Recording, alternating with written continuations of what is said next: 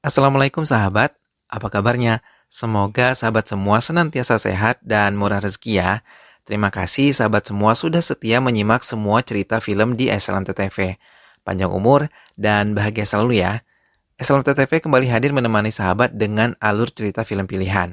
Kali ini, SLMTTV hadir membawakan alur cerita film yang berjudul Shira Narasimharedi.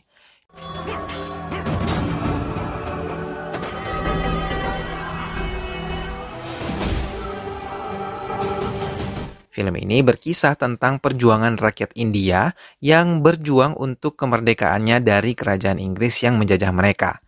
Bahkan, banyak korban berjatuhan dalam peperangan tersebut. Film ini semakin dramatis karena aksi bunuh diri yang dilakukan oleh cinta tak sampai pahlawan utama.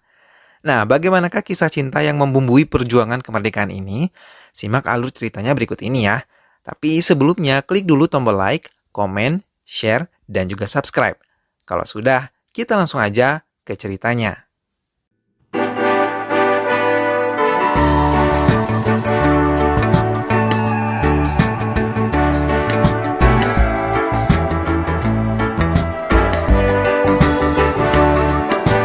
Penjajahan Inggris terhadap India mendapat perlawanan dari rakyat India walau melalui jalan yang teramat sangat berat. Inggris mengakui bisa menjarah semua kekayaan yang dimiliki oleh India, namun mereka tidak mampu mengambil semua kebudayaan India. Suatu hari di benteng Gwalior tahun 1857, India mulai melakukan penyerangan terhadap Inggris di bawah pimpinan Jhansi Laxmi-Bai. Namun, ia merasa putus asa karena pasukannya habis menjadi korban berperang dan tersisa hanya 100 prajurit. Namun seseorang datang memberi semangat untuk tetap berperang karena pasti suatu saat akan menang. Daripada harga diri terinjak-injak oleh Inggris, lebih baik berjuang hingga titik darah penghabisan. Suatu saat pasti akan ada seseorang yang mampu menggoyahkan pemerintahan Inggris di India.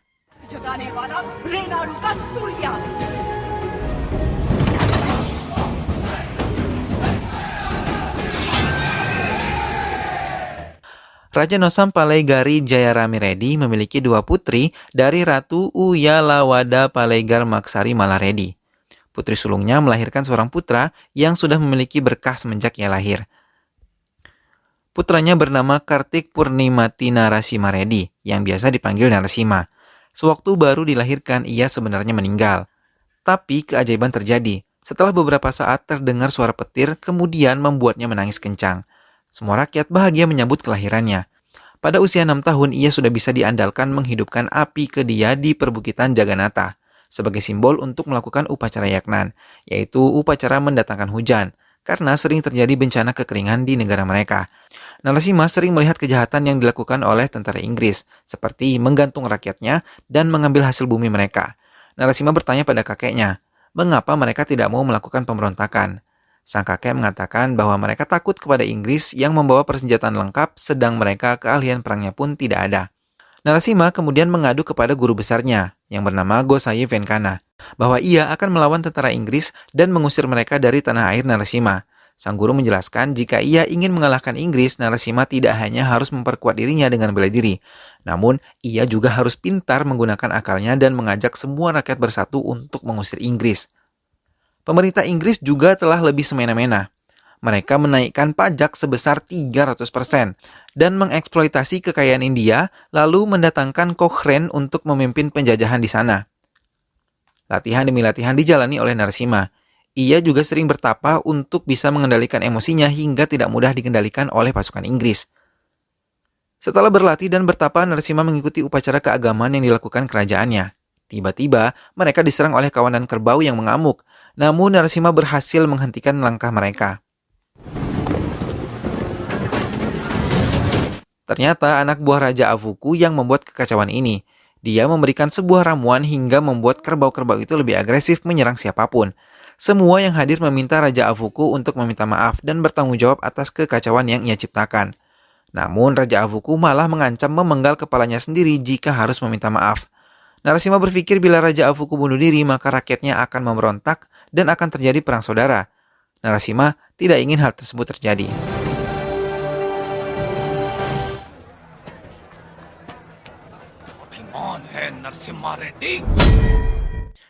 Narasimha kemudian berjumpa dengan seorang gadis penari yang selalu datang di acara keagamaannya. Mereka diam-diam saling mencintai namun belum berani mengungkapkan perasaan mereka. Lagi-lagi pasukan Inggris membuat kekacauan. Satu keluarga terdiri atas ibu dan kedua anaknya bunuh diri membakar rumah mereka. Narasimha yang melihat itu menerobos masuk ke kobaran api, lalu menyelamatkan mereka.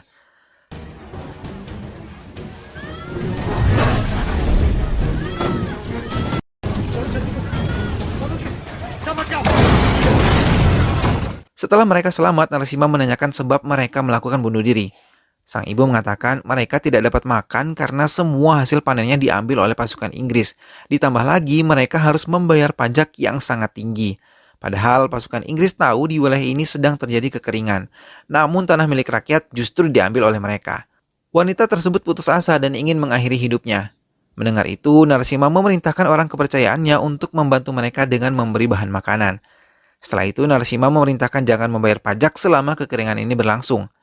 Narasimha memanggil pemungut pajak yang bernama Raghavachari yang merupakan antek-antek Inggris untuk memberitahu pasukan Inggris agar tidak memungut pajak selama kekeringan ini berlangsung. Raghavachari memberitahu kepala benteng yang curiga bahwa pajak dari wilayah Datam Kaulam sangat rendah, bahkan kadang tidak memberikan pajak. Wilayah itu akan memberi pajak jika mereka sudah panen.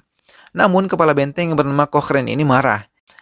Ia lalu memerintahkan pasukannya untuk menghancurkan Datam Kaulam dan mengambil semua kekayaan mereka. Sementara itu, di tempat lain, akhirnya Narasimha memberanikan diri mengatakan cintanya kepada Laksmi dan berniat menikahinya. Upacara Yagnan telah dipersiapkan, termasuk Narasimha yang bertugas menyalakan api dia di pegunungan Jagannatha. Ia mempersiapkan diri mengganti pakaiannya dengan baju suci. Namun, ketika ia melangkahkan kakinya, ia mengatakan bahwa ia belum menikah. Mana boleh melakukan ritual. Namun guru besarnya mengatakan bahwa ia sudah menikahkan Narasimha dengan si Dama sejak umur 6 tahun. Namun mereka terpaksa dipisahkan selama 24 tahun dan sekarang ia akan dinikahkan secara sah.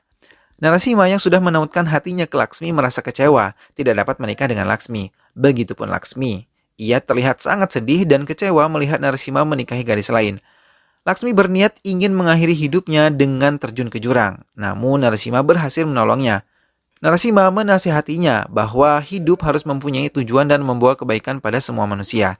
Laksmi hanya menangis dan meninggalkan Narasimha. Akhirnya upacara Yagnan berhasil dilakukan. Hujan pun turun membasahi bumi. Semua rakyat bahagia menyambut hujan dan berharap akan membawa kebaikan untuk semua orang. Jackson menjadi wakil Cochrane. Akhirnya ia tiba di benteng Koil Kuntla. Ia mulai melancarkan kejahatannya mencoba mengambil alih semua tanah rakyat Datam Kaulam.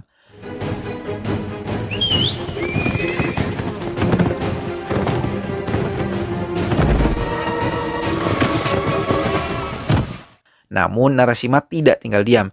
Ia berhasil membuat Jackson kembali ke bentengnya dengan menundukkan kepala sesuai dengan permintaan Narasimha.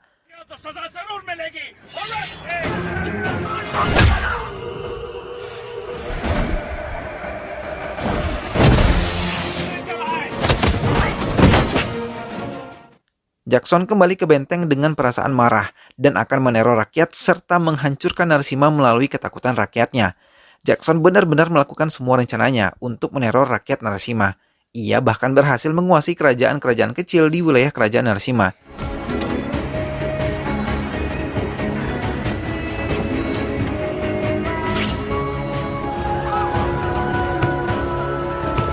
Di tengah-tengah kepanikan rakyat, Narasimha masih memikirkan cara untuk mengalahkan pasukan Inggris. Si Dama kemudian hamil, maka Narasimha ingin berdoa di Bukit Jagannatha. Sementara rakyatnya bersuka cita merayakan hasil panen dan melakukan syukuran di upacara keagamaan, tiba-tiba pasukan Inggris datang menyerang ingin mengambil semua hasil panen yang ada.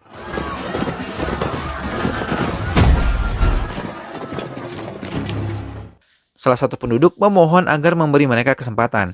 Namun, Raghavachari mengumumkan peraturan baru dari Jackson bahwa mereka harus memberikan seorang wanita yang mau menikah untuk menghabiskan malam pertama mereka dengan Jackson. Penduduk menolak keputusan baru Jackson dan menyatakan lebih baik mati kelaparan daripada harus kehilangan harga diri. Akhirnya, Jackson membawa semua hasil panen penduduk tanpa meninggalkan sedikit pun untuk mereka makan. Tiba-tiba, seorang anak kecil bernama Basavala berlari mengambil segenggam gandum yang dibawa tentara Inggris. Ia dengan lantang mengatakan ia tidak mencuri dan yang mencuri adalah tentara Inggris. Mendengar itu, Jackson menendangnya hingga terpental, namun ia tetap menggenggam gandum di tangannya. Melihat keberanian Basafala, penduduk lain mengikutinya mengambil kembali hasil panen mereka. Namun Jackson menunjukkan kekejamannya. Ia membakar hidup-hidup para pembangkang. Jackson juga memberi waktu sampai besok malam agar Narasimha menyerah.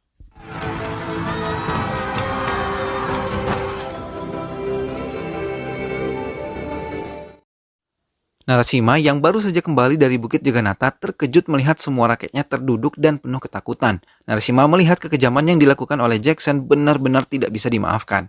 Narasimha kemudian menyerang benteng dengan menunggangi kuda dan membawa lengkap persenjataan. Narasimha mulai menyerang semua prajurit Inggris dengan pedangnya.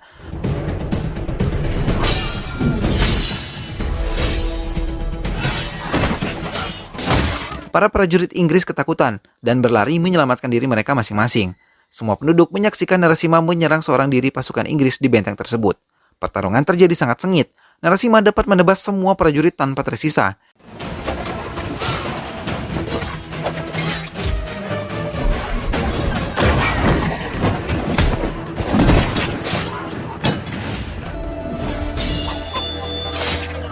Jackson akhirnya turun melawan Narasimha, namun dengan mudahnya Narasimha membuatnya terdesak, hingga tersungkur dan dihujani serangan Narasimha.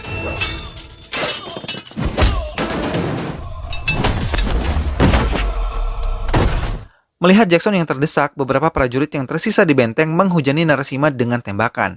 Namun, rakyat Narasimha pun tak tinggal diam. Mereka memanah prajurit-prajurit tersebut. Jackson mengambil kesempatan itu untuk melarikan diri. Narasimha tetap mengejarnya hingga Jackson masuk ke dalam sungai. Narasimha kemudian mencekik leher Jackson di dalam air.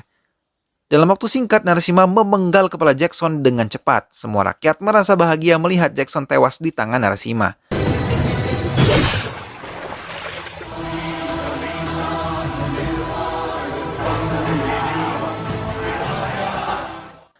Benteng berhasil dikuasai. Narasimha mengatakan ia akan mengambil semua yang telah diambil oleh Inggris dari negaranya.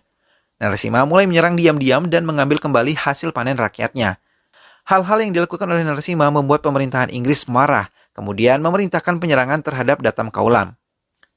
Narasimha meminta pendapat Gonsai Venkana untuk membulatkan niatnya menghancurkan tentara Inggris. Sang guru menyarankan agar ia menyatukan semua rakyat dari kerajaan-kerajaan kecil di sekitar kerajaannya.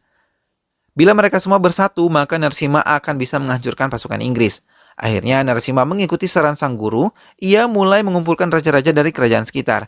Namun tidak semua mendukung keinginannya untuk menyerang Inggris, karena para raja takut kalah dalam berperang.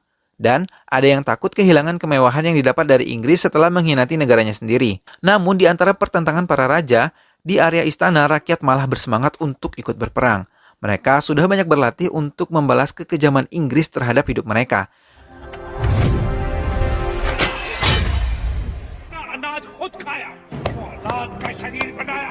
Narasimha terharu melihat semangat rakyatnya dan raja-raja lain yang menolak merasa malu.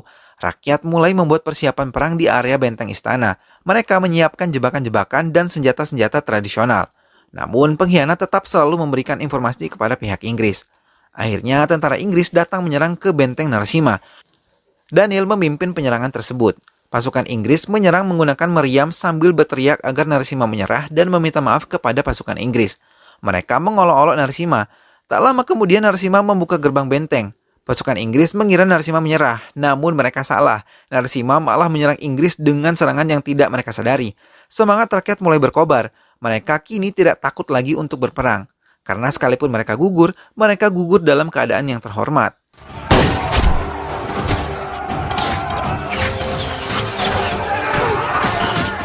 Di tengah-tengah perang pasukan Inggris dengan pasukan Narasimha, Sidama merasakan kontraksi dan ingin melahirkan. Pasukan Inggris akhirnya berhasil memasuki area istana Narasimha. Tiba-tiba terdengar suara tangisan bayi. Sidama berhasil melahirkan bayi laki-laki. Mendengar suara anaknya yang begitu kencang, menambah semangat Narasimha.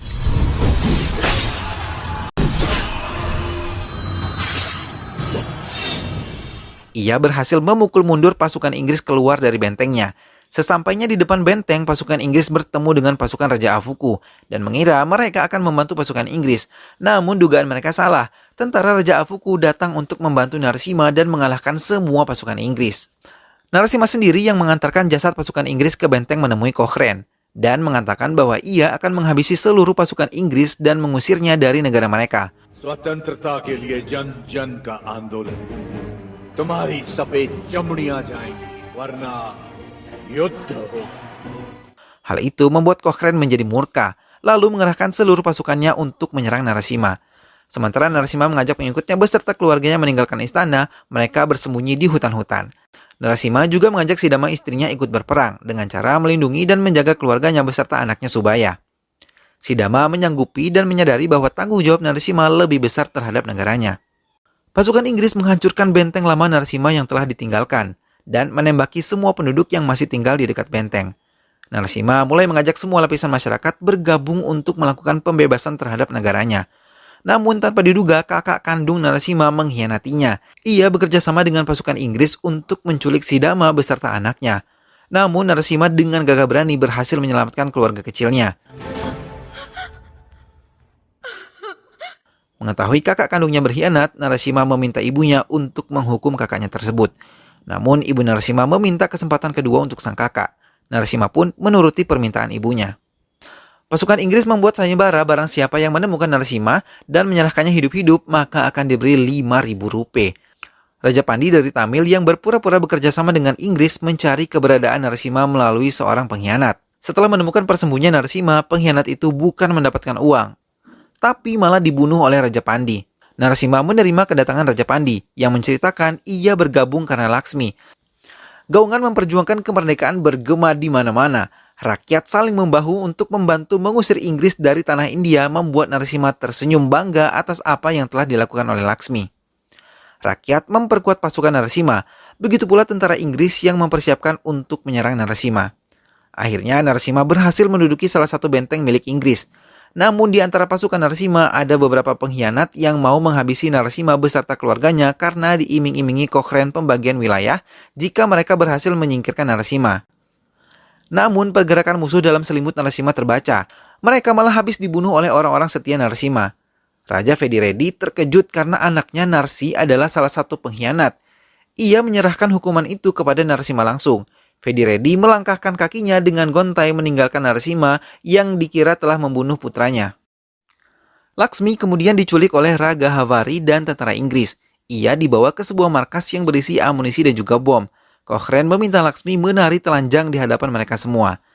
Raga Havari mengatakan bahwa tentara Inggris berencana membumi hanguskan wilayah Datam Kaulam dengan semua bom yang ada di tempat itu. Mendengar itu, Laksmi ketakutan. Tapi ia teringat pesan Narasimha bahwa seseorang itu memiliki tujuan hidup. Sekalipun gugur, ia punya tujuan baik. Laksmi kemudian menari. Namun dalam tariannya, ia menggunakan selendangnya untuk menyambar ke arah api. Setelah selendangnya menyala, ia mulai meledakkan semua bom yang ada di tempat itu.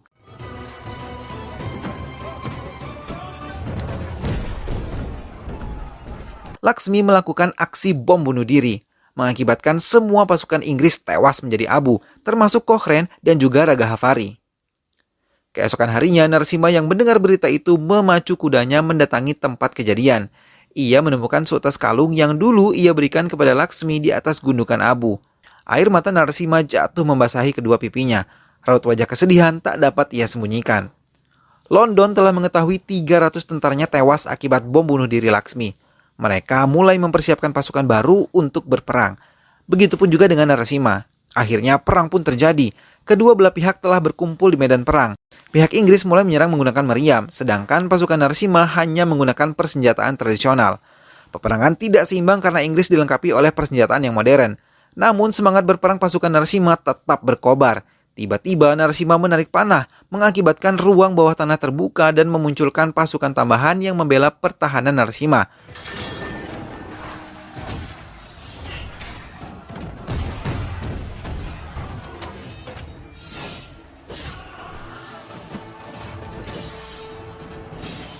Burung-burung elang menjadi saksi peperangan mereka, berhambur berterbangan di atas jasad para petarung.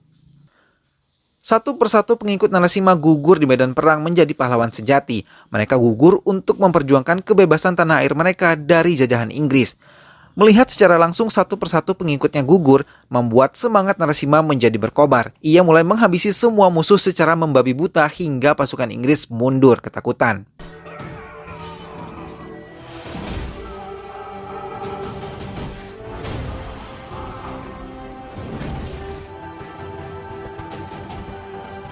Komandan pasukan Inggris yang melarikan diri melaporkan kegagalannya kepada atasannya. Ia begitu marah karena 10.000 pasukannya bisa dikalahkan oleh pasukan yang jumlahnya jauh di bawah pasukan mereka. Mereka kemudian mencari akal agar bisa menangkap hidup-hidup Narasimha. Mereka membawa Vedi Reddy yang terluka parah, lalu merawatnya. Vedi Reddy diadu domba untuk bisa mengkhianati Narasimha dengan mengungkit kematian anak Vedi Reddy. Di tempat persembunyian Narasimha, ia mengatakan kepada pengikutnya bahwa ia akan melakukan ritual bulan purnama bulan Kartika. Ia mau menghidupkan kembali dia di pegunungan Jagannatha. Sesampainya di sana bersama Vedi Reddy, Narasimha bertemu dengan Sidama dan anaknya yang berdoa di kuil Jagannatha. Namun Vedi Reddy yang telah termakan hasutan pasukan Inggris mulai mengkhianati Narasimha dengan memberikan Narasimha racun dan melucuti persenjataan Narasimha. Vedi Reddy turun dari perbukitan dan menemui pasukan Inggris yang telah mengepung dan menyerahkan persenjataan Narasimha.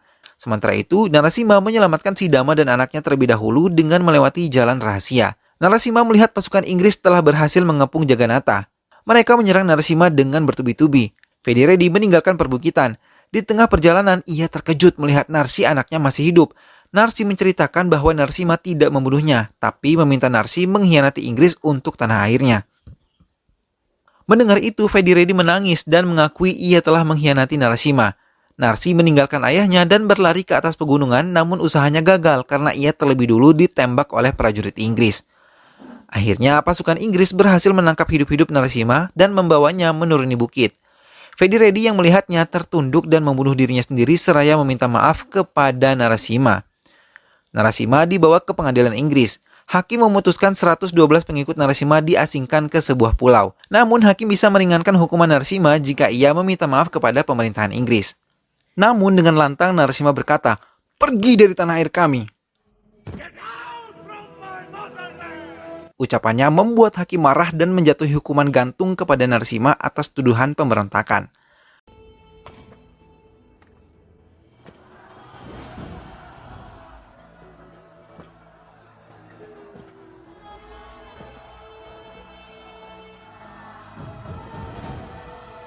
Semua rakyat tertunduk melihat Narasimha dibawa menuju tiang gantungan dengan cara dipasung lehernya.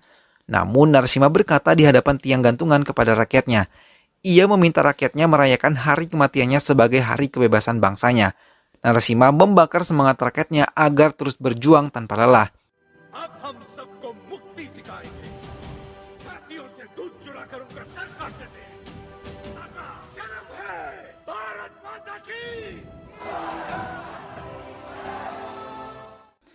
Di saat-saat terakhir, Narasimha masih selamat dari tiang gantungan. Ia tetap menyerang prajurit Inggris di sekitarnya.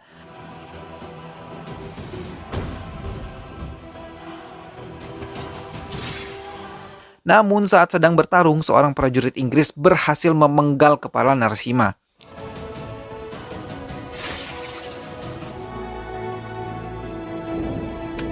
Ibu Narasimha berlari dan mengatakan bahwa suatu hari nanti akan ada Narasimha baru yang terlahir dari semangat Narasimha.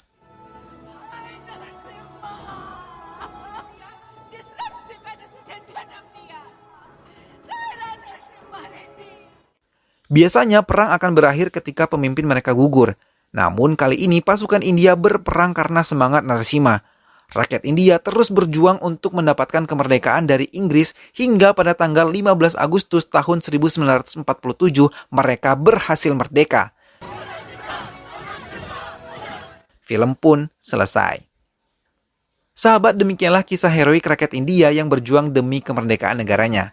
Semoga sahabat semua terhibur dengan alur cerita film ini. Terima kasih sudah setia menyimak video-video SLMT-TV hingga akhir. Dukung terus SLMT-TV dengan cara klik like, komen, share, dan juga subscribe. Kita ketemu lagi di video selanjutnya ya. Sampai jumpa. Wassalamualaikum.